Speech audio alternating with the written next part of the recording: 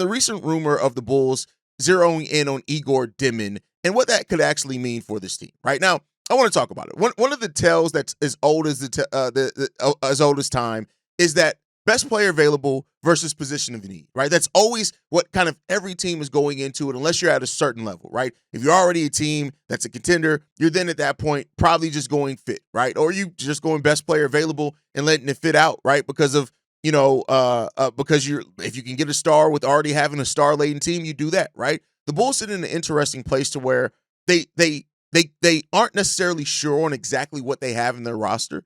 Despite what some more of the stands would tell you, right? They don't have a star yet. Josh Giddey is not a star yet. He's not. He's just not. You got to do it more consistently. Kobe is not a star yet. He has to do it more consistently. Modest is definitely not a star yet, even though he could eventually get there. They're not there yet, right? So if the Bulls are going into this draft and the one thing that the Bulls do need is they need a star. More than anything, more than any singular position, they need a star, right? And while, us as fans, we see it. We know that the Bulls need a big, a center, a defensive center. We all talk about it. We all see it, right? But if you have a chance to get a player that you legitimately see has that star level upside for you, you owe it to the place of your team to do that, right? And I think that's going to tell us a lot about what this team does, right? And I link that all to the Igor Dimin kind of rumors and news around Igor and the Bulls having him on their board and things like that.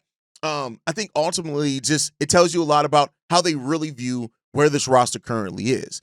If you do go guard, right, it means a couple of different things. A, it could mean that you're not as sure about this guard rotation of Kobe and Kobe and Josh Giddey, that you're not as sure on them being your starting backcourt going forward, whether that is because of financial reasons, whether it's because of fit, whether it's because of whatever it is, right? That you're not as sure on that. And if you're not, and you take a guard and you see a guard being the best player available, you set yourself up to have some insurance policies. That could be what that is, right?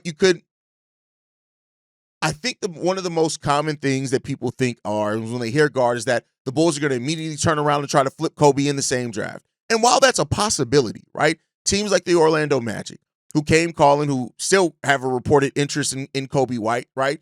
Yeah, you could try to flip him in the same draft for the 16th overall pick, but I also think that this Bulls team could very well draft a guard and use that to say, hey, we're going to give them to the trade deadline, maybe halfway through the season, and see how much of how they ended the season is real, how much of that chemistry is well, how much can this backcourt really play together, and if they do it, great, right? If not, we're going to move Kobe at the trade deadline. We're not going to worry about the contract extension. We'd already have Josh Giddey locked into a new contract at that point in time, and we may have drafted somebody that we feel is a more natural fit